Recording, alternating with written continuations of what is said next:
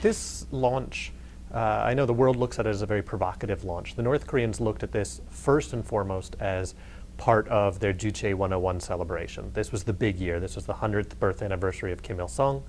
This launch has been planned for a very long time. The North Koreans actually talked to the United States about it in July of last year, again in December of last year, and they claim to have talked to the United States about it in February while they were working on the February agreement.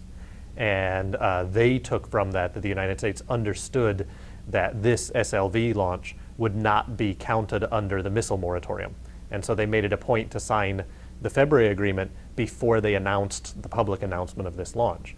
In that sense, this very much was really about the birthday celebrations, about domestic constituents, about trying to show North Korea's strength, and more importantly, trying to show continuity, that there really is no change between Kim Jong-il to Kim Jong-un, that the North Koreans planned something, they're still going to do it. It also, though, played into their broader foreign policy. So the North Koreans have a fairly consistent foreign policy that involves provocative behavior, that involves threatening statements, that involves appearing to be very dangerous. At the same time appearing to be very weak. If you look at the elements of, okay, they don't have enough food for their people, they wasted all their money on a rocket that didn't work, they're begging for peanut butter from the United States, all of these things, and a crafted image of unpredictability taken together that allows them to be a country that says, okay, we're unpredictable, we're very dangerous. If you do something to us, we might lash out at you. If you don't do something at all with us, we're going to collapse internally, and because we're unpredictable, we might lash out. So it's best for the international community to keep us on life support and not bother us. I think they wanted it to work. I don't think this was a case where it was good for them or of their benefit to have it fail. They'll find ways to take advantage of that. But it does, you look at this and the threats that you hear from the people expound about North Korea. North Korea has, they were complaining about a rocket that they were displaying in their parade, and they said now North Korea has ballistic missiles that can reach 10,000, huge ranges. They haven't yet demonstrated their capability of actually putting their satellite into orbit. They haven't had a successful test of one of these multi-stage rockets yet. So what's the threat? What's the not threat from North Korea? It's very heavily politicized internationally, and the impressions of North Korea are very, very heavily politicized. Where do you see South Korea heading in terms of its strategic importance in the region? We really saw the change start to come under Roh Moo-hyun when he was the president, and he played off what was almost an anti-American policy, but used that to promote this concept of stronger national self-defense, of changing the role of the Korean military to be something not just an auxiliary of the United States, but to be something that could protect Korean interests in its near abroad and distant abroad. And that's where you get, the South Korea's little mini aircraft carrier now that they have floating around, and some of these ideas. The Lee Myung-bak administration has also emphasized that. I think where the element really turned, though, for the way in which the South Koreans perceived the defense was the two incidents in 2010, the sinking of the Cheonan and the shelling of Yeonpyeong-do. Because in those cases, the North Koreans really pushed to the very limit, I think, of provocations and things of that sort. And the South Koreans, once again, didn't respond militarily, but that can't be counted on any longer. So South Korea has this twofold element of defense that it has to build up. On the one hand, it has to find a way to have a very strong and robust defense to manage North Korea's perceptions and convince North Korea that there are very serious limits to provocations. On the other hand, it looks and sees its own interests throughout the South China Sea, into the Indian Ocean basin, as being very strong. It's got the same vulnerabilities to its energy and resource supply lines that Japan does, that China does. We see the Chinese expanding their maritime capability, their Navy capability. We see Japan in many ways doing the same thing. The Japanese are now based in Djibouti. And the Koreans are feeling themselves, as they have many times in the past, as once again squeezed between two great powers. And they don't feel that they can count on the United States to hold apart the Japanese and the Chinese from squeezing out Korean interests. In the end, the Koreans would prefer to be stronger allies with the United States because if it's too close to either of its neighbors, it basically becomes sucked into their sphere of influence. And this is one of the things we're seeing in North Korea right now, too. The perception in North Korea is that the Chinese interests have grown much too strong.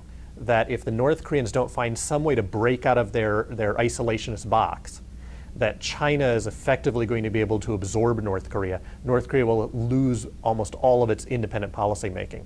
And so when you look at North Korea or South Korea or Korea as a unified entity, they are always looking for somebody from either from a far distant place to be that mediator between the two neighboring powers, or they go back into their isolationist, their hermit kingdom styles. What type of issues are they dealing with at a local level in South Korea in terms of public safety and security?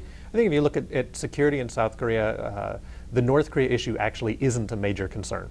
The chances of a North Korea attack, invasion, things like that are extremely, extremely tiny. Occasional small things, particularly in maritime security, maybe are a little bit more real.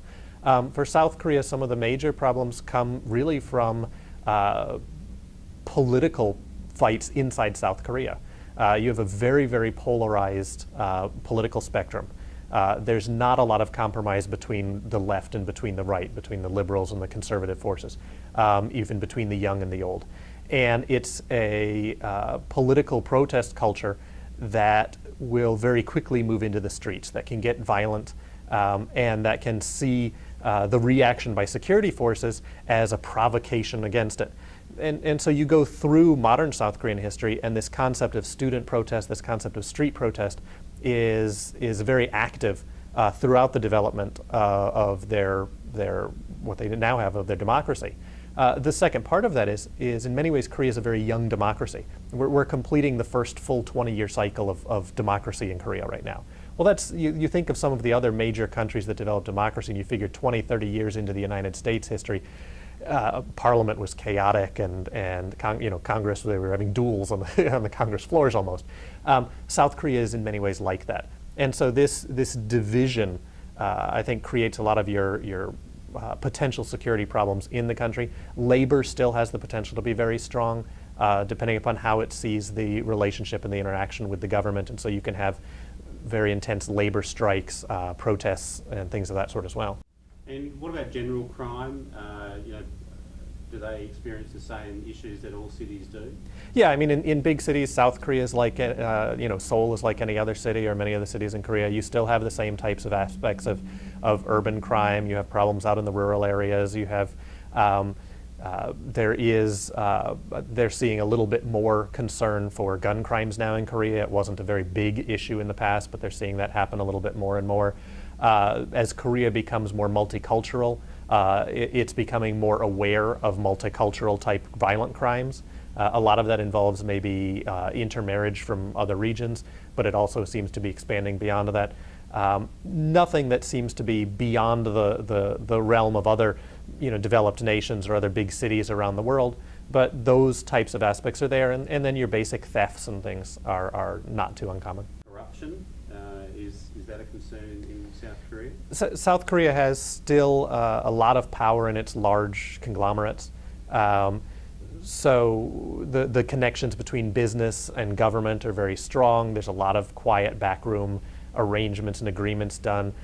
You also have in South Korea similar problems as you see in China, maybe not to the extent of China, but things like intellectual property rights and trying to tap into internal documents both of each other's companies and certainly of foreign companies and technologies. Is there much Western interest from Western corporations in South Korea, and what are some of the growth areas, or are they undergoing growth? Well, South Korea is a major consumer market. It's usually within the top 12 economies of the world, even though it's got a very small population comparatively. So they have a lot of consumer power, automotive cars sales into South Korea, and with the new Chorus FTA going into effect, that's taken a lot of restrictions off of U.S. automobile sales into there, but Europeans were already busting into the markets. The Koreans like to buy a lot of high-end foreign goods. They look for the things that are very high-end. In technology, the Koreans still dominate their own markets, Samsung and things, but there are some openings there. Agricultural goods, there are opportunities there, but there are also a lot of nationalist backlash. The farmers can rally a lot of support within the liberal forces there. I think there's a bit of both. There's a lot of the domestic law enforcement that's there, and particularly at the national level for major events that the government's going to host, they'll put on a very strong security show. At the local level and at some of the small towns and things like that, it's still a little bit more parochial, the way in which the official security or the police operations run. Rodger, thank you very much for joining me. Appreciate it. Thank you.